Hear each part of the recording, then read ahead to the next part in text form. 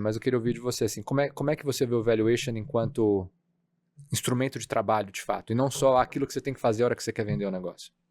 Vamos lá, eu responder primeiro a tua questão dos preços, né? Tá. Apesar da gente estar deprimido do ponto de vista de preços, de bolsa, quem é especialista na matéria, né, vai dizer, o Brasil está barato, os múltiplos em bolsa estão baixos. Eu ouvi outro dia de um fundo que faz tanto, eles chamam, né, Public Equities e Private Equity. Eu estava conversando com ele de uma potencial transação de Private Equity. E ele falou assim para mim, Denis, veja, neste setor do seu cliente, eu posso comprar empresas na bolsa a 6 vezes EBITDA. Por que eu vou pagar mais na sua pretensão aqui, né? Então, comparando... Dependendo do setor, né? Mas comparando o mercado público com o mercado privado. Tá, Né? tá. O fato é, empresas têm um certo valor intrínseco, certo? Então, eles demoram a se ajustar, eles não se ajustam tão rapidamente assim. Por quê? Por mais que você saiba, eu também sei que o valor de uma empresa depende de fluxo futuro, mas tudo aquilo que ela construiu, que permite que ela tenha o tal do fluxo futuro, né, que é a base dela, é a participação de mercado, é a marca, são as instalações Fabris ou não, mas as pessoas que ela foi capaz de contratar, as tecnologias que ela foi capaz de desenvolver, tudo isso tem um certo valor que é intrínseco, né? Que permite você ter o tal do futuro que, trazido a valor presente, reflete no valuation. Sim. Isso não se perde por conta de mexidas de mercado, porque o real está a 5,80 e os juros a 13,25. Você não perde isso, naturalmente, né? Numa velocidade muito rápida.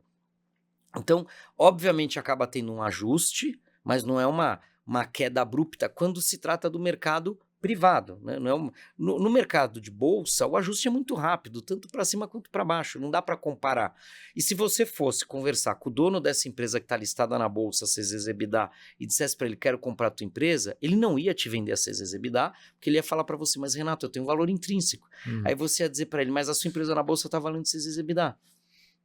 Eu não estou preocupado com isso, eu tenho um valor intrínseco. Se o pessoal lá da Bolsa, dos fundos, da Faria Lima e do Leblon decidiram sair vendendo e hoje está 6 vezes EBITDA, não é problema meu, ela tem um valor intrínseco. Este mesmo cara te daria essa justificativa, né, quiçá o dono da empresa totalmente fechada. Então não teve esse ajuste gigante, eu não acho que vai ter um ajuste muito grande. Por isso que o mercado não sai voando, né? Não tem um aumento violento da quantidade de M&As que virou tudo uma pechincha, tá certo? Fazendo paralelos com o mercado imobiliário, eu vi esse exemplo outro dia, né? O preço por metro quadrado pode cair, mas aquele apartamento no Leblon, de frente para o mar, pode ir para cima ou para baixo. O cara vai querer vender à vista para você, né? A economia estando bem ou mal, ele vai falar, mas Renato, e o preço da vista? Ele é o mesmo. E empresa tem muito esse caráter único, né? Empresa, se você parar para pensar, todas elas são, de uma certa forma, tão únicas quanto o apartamento com vista para o mar num determinado endereço. Então, esse ajuste ele é um pouco mais lento, ele está existindo, mas ele é um pouco mais lento. Daí, Você está falando mais de coisas intangíveis, né? A vista, no exemplo da vista, né? É mais um componente... o fator único de cada empresa, que ela sempre tem, Tá. Com relação à tua outra colocação, de fato, eu ainda, 27 anos indo para 28, Renato, vi pouquíssimas empresas fazerem gestão de valor. Faz gestão de faturamento, gestão de margem, crescimento em si, quanto eu cresci de um ano para o outro, Gestão caixa, de mas de valor pouquíssima gente faz, né? Inclusive, no ano passado, a gente trouxe para cá o autor de um livro, um americano, que veio falar sobre um livro que ele escreveu que chama Quick Value, né? O que é esse livro? É que o teu gancho é muito, muito ligado ao que esse autor veio contar para a gente aqui em setembro do ano passado. A gente convidou alguns empresários para ouvirem. É literalmente você fazer gestão por valor, usando a ferramenta mais simples de valuation que existe, que você conhece também, que são os múltiplos, que a gente sabe que são ultra simplificados, não servem para tanta coisa, mas só se fala neles. Mas usar o múltiplo de uma maneira em que você comece a todo ano acompanhar a sua banda de múltiplos e como é que você anda dentro da sua banda. Aí você está fazendo gestão de valor. Suponha que você se considera a parte baixa da banda. Como é que eu vou da parte baixa para o topo? E aí você começa... Eles são o quê? De EBITDA? Múltiplo de EBITDA. Tá. Aí você começa a fazer alguns fatores que motivam valorização de empresa e gerencia cada um desses fatores e começa a aferir um crescimento do teu eventual múltiplo dentro daquela banda que é a banda do teu segmento, a banda do teu setor, né? É uma ferramenta super simples, mas que pode trazer para os empresários essa possibilidade de a cada ano acessar o seu próprio valor e não ter que contratar uma consultoria, como a gente sabe que existem por aí, e que demoram para chegar a essa conclusão, né? Demora alguns meses para você chegar a uma conclusão. É um trabalho hercúleo. Você já fez, eu já fiz também, faço toda hora. É um trabalho hercúleo. Então, gestão de valor é algo que a gente vê muito pouco, gostaria de ver mais, porque daí os empresários efetivamente passariam a chegar no valor que eles esperam deles mesmos, das empresas deles. Muitas vezes o que você vê é uma expectativa maior do que a realidade. Sim. E teriam a possibilidade de, além disso, criar valor ano a ano, né? De uma maneira direcionada, fazendo planejamento estratégico ou até planos táticos de um ano para o outro. Isso a gente não vê muito espalhado no Brasil ainda, apesar de ter muita disseminação de teoria, de livros. Como é que chama esse cara, você falou? O autor se chama Reed Phillips, o livro se chama Quick Value.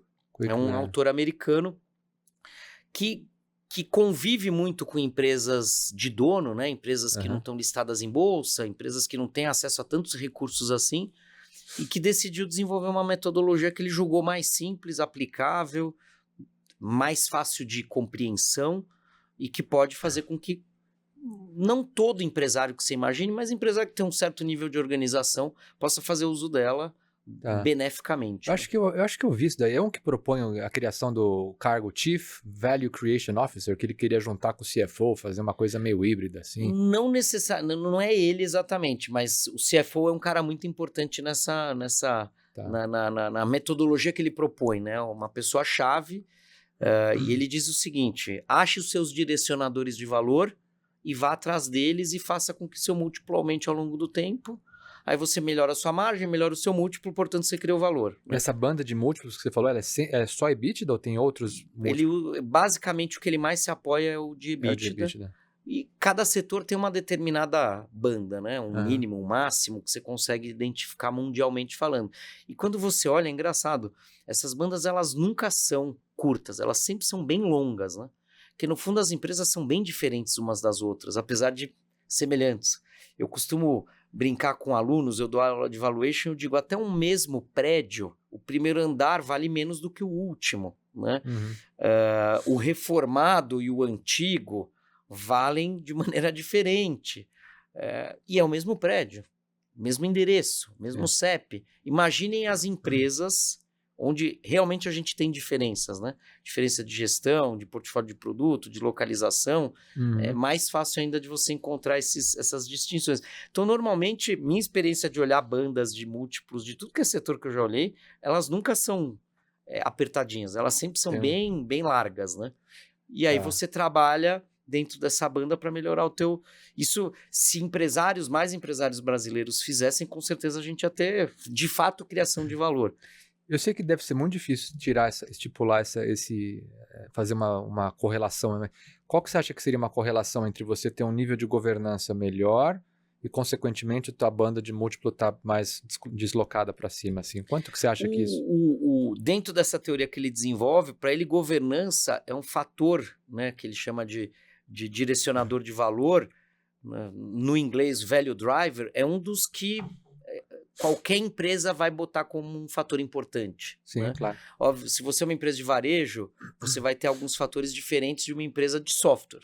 Mas governança é aplicar. Tem alguns fatores que são coringa para qualquer tipo de setor, e governança, obviamente, é um deles. Tá no G, não é à toa do ESG, né? Exato. Então, ele fatalmente geraria mais valor em qualquer setor. Né? Se você realmente criar mais governança e tiver a maneira que ele indica que você faça a aplicação da metodologia é você se dar notas de 0 a 10, literalmente, autoavaliação. Então, se você acredita que a tua governança saiu de 5 para 7, de 7 para 9,5, você está ganhando múltiplo. Essa que é a conclusão dele. Em algumas outras coisas, além de tudo, você vai ganhar margem, né?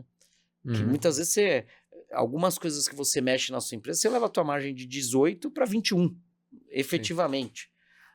Por alguns desses fatores. Talvez a sua governança do departamento de vendas, né? Governança pode ser aplicada por departamentos. Então, o departamento de vendas pode estar mal governado. Se você governar melhor aquele departamento, ele vai trazer mais resultado. Então, de fato, né, a palavra governança, às vezes a gente esquece que, no fundo, governança é gestão, né? É governar, como eu governo aquele ente. Pode ser um departamento ou a empresa como um todo. Isso vai te trazer mais eficiência.